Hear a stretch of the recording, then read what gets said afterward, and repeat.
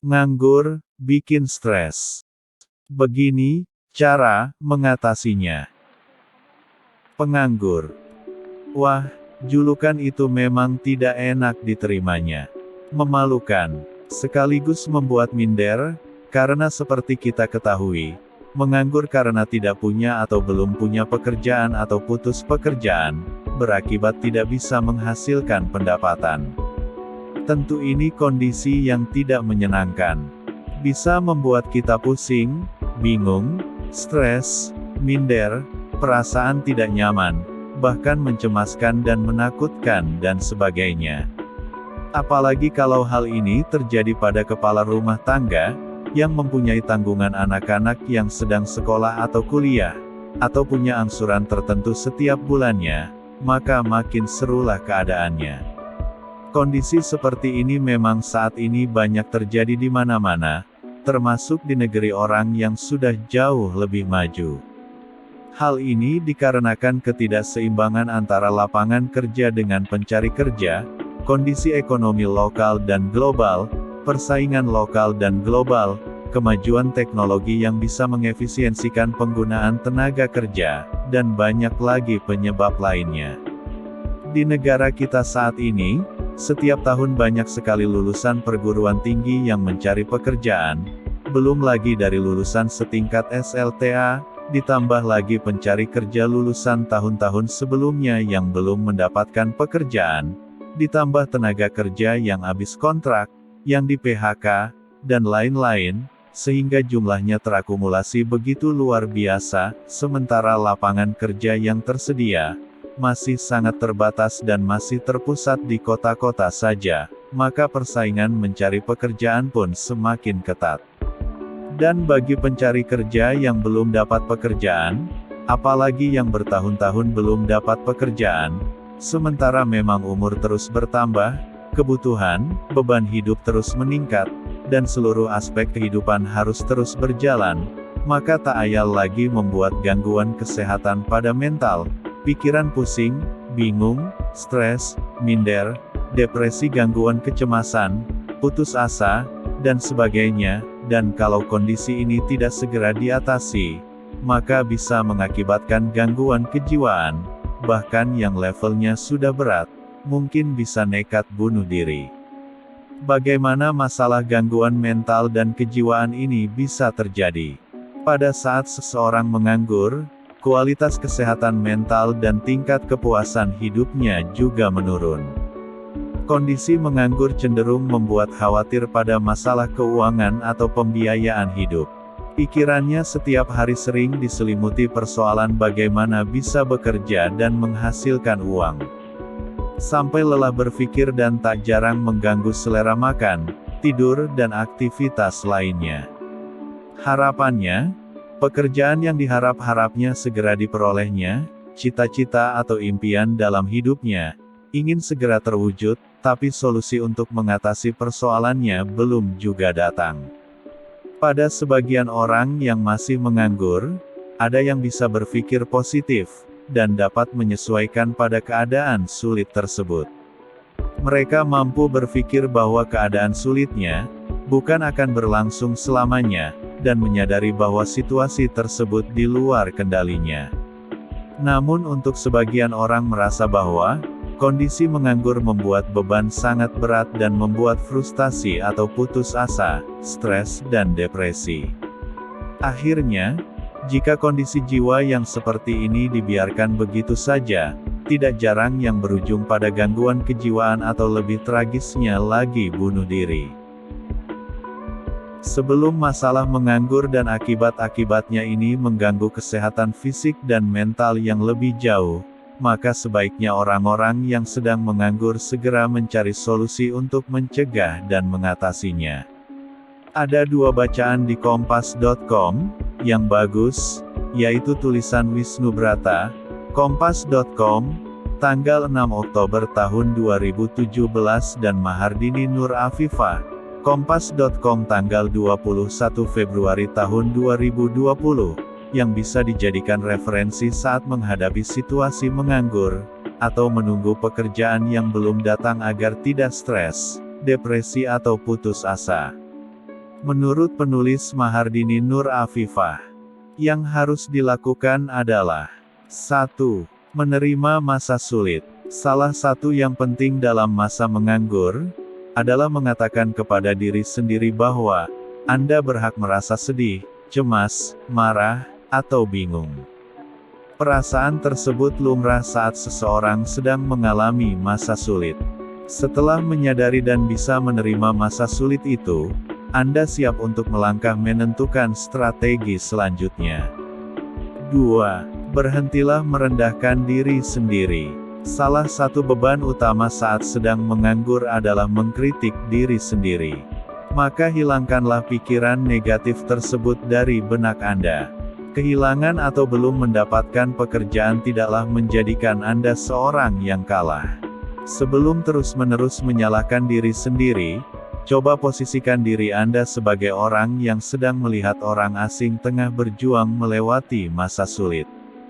Dengan memposisikan diri sebagai orang lain, diharapkan Anda jadi mampu berbaik hati pada diri sendiri. 3. Jangan terus-menerus direnungkan. Banyak penganggur yang menghabiskan waktunya untuk merenung, dan merajut pikiran negatif. Renungan negatif Anda tidak dapat mengubah situasi. Justru, jika Anda aktif bergerak atau menyusun strategi, mungkin ada dampak positifnya bagi diri Anda. Paling tidak, selama masa rehat panjang dari tanggung jawab pekerjaan ini, Anda bisa bersenang-senang, memiliki kemampuan baru, atau membangun jaringan baru. 4. Bergabunglah dengan komunitas. Selama menganggur, janganlah sering-sering mengasingkan diri atau menghabiskan waktu sendirian. Bergabunglah dengan komunitas yang sesuai dengan minat Anda. Jika sulit menemukannya di sekitar tempat tinggal Anda, mungkin Anda bisa mencarinya di media sosial. Bila perlu, libatkan diri dalam organisasi profesional, kelompok lingkungan, atau kegiatan terorganisir lain yang dapat memberikan rasa terhubung, dan kehadiran Anda dihargai. 5. Sediakan waktu, bersenang-senang untuk diri sendiri. Walaupun Anda menganggur, Anda tidak harus terus-terusan murung atau bersedih. Selain mengisi aktivitas sehari-hari dengan berburu pekerjaan baru, Anda bisa mengerjakan kegiatan yang menarik dan yang tak sempat Anda kerjakan saat bergulat dengan kegiatan pencarian pekerjaan. Bila perlu, kerjakan kembali hobi lama Anda yang positif atau mulai hal baru yang menyenangkan. Tambahkan aktivitas olahraga sehingga badan Anda tetap sehat dan meminimalkan ruang untuk melamun. Ajak teman makan siang bersama, ambil kursus, membaca buku, atau bepergian. Anggap saja, waktu selama menunggu panggilan kerja ini seperti cuti panjang dari pekerjaan sebelumnya atau kesibukan aktivitas lainnya. 6. Bantulah orang lain. Salah satu cara terbaik untuk mengatasi rasa keterasingan atau ketidakberdayaan adalah menemukan orang lain yang membutuhkan bantuan Anda. Dengan begitu, Anda bisa merasa berarti. Tak perlu muluk-muluk, lakukanlah kebaikan sederhana untuk orang-orang di sekitar. Bila perlu, Anda juga bisa menjadi sukarelawan tetap di suatu yayasan atau organisasi sosial. 7. Susun perencanaan. Kehilangan atau belum mendapatkan pekerjaan, bukan berarti kehidupan Anda sudah berakhir. Saatnya Anda melangkah ke depan. Luangkan waktu dalam sehari untuk berburu pekerjaan baru. Siapkan CV yang terbaik, kemudian hubungi orang-orang yang berpotensi mengembangkan jaringan pekerjaan untuk Anda, atau lebih rajin melihat iklan lowongan pekerjaan di bidang Anda. Tentu proses ini membutuhkan ketekunan. Bangun rasa optimistis sehingga Anda tidak gampang menyerah sampai menemukan tempat baru. Siapa tahu, dalam proses penantian panjang ini, justru tercetus ide bisnis mandiri, sehingga Anda tak perlu lagi menjadi karyawan. Sedangkan menurut penulis Wisnu Brata, untuk mencegah agar tidak stres, depresi atau putus asa selama belum bekerja, hal yang perlu dilakukan adalah 1. Jangan mengurung diri di rumah. Salah satu cara mengatasi stres mencari kerja adalah dengan mengeksplor diri seluas mungkin. Memang, rasa minder yang timbul karena belum mendapatkan pekerjaan akan mempengaruhi Anda, sehingga malas dan enggan keluar rumah. Padahal hal ini salah. Anda justru dianjurkan untuk lebih banyak berinteraksi dengan bersosialisasi dengan masyarakat atau hal lain di luar sana. Anda pun bisa melakukannya dan mendapatkan banyak manfaat dengan beberapa cara yang dilakukan, misalnya mengambil kursus keahlian. Dengan mengikuti kursus atau pelatihan diri di bidang-bidang tertentu, Anda diharapkan dapat membangun dan menggali kemampuan diri. Nantinya ketika hendak melamar pekerjaan lagi, Anda sudah siap untuk bersaing dan bekerja. Mengikuti kursus juga akan memperluas jaringan dan mendapatkan banyak pengalaman. Jadi relawan. Menjadi volunteer atau relawan sebuah acara, bisa meningkatkan rasa bahagia dan rasa mengasihi satu sama lain. Bonusnya, Anda bisa meningkatkan koneksi relasi sambil menambah-nambah pengalaman dalam kurikulum vitae. 2. Refleksi diri sambil cari kegiatan lain. Anda juga perlu melakukan refleksi diri di sela-sela mencari pekerjaan. Refleksi diri atau bercermin pada diri sendiri, bisa menjadi salah satu hal yang bisa mencegah stres mencari kerja. Pasalnya, orang akan lebih fokus mencari solusi, bukan fokus mencari siapa yang bisa disalahkan. Karenanya, cermati lagi proses Anda mencari kerja. Misalnya memastikan tidak ada kesalahan dalam penulisan di CV, melamar ke perusahaan yang merupakan bidang keahlian Anda, atau bahkan berlatih dulu melakukan wawancara kerja. Sambil introspeksi diri, kita juga bisa mengistirahatkan diri dengan melakukan hal yang disukai. Coba mulai dari hal kecil, contohnya membersihkan kamar, berkebun, atau menggeluti hobi. Hal itu bisa menjauhkan Anda dari stres mencari kerja.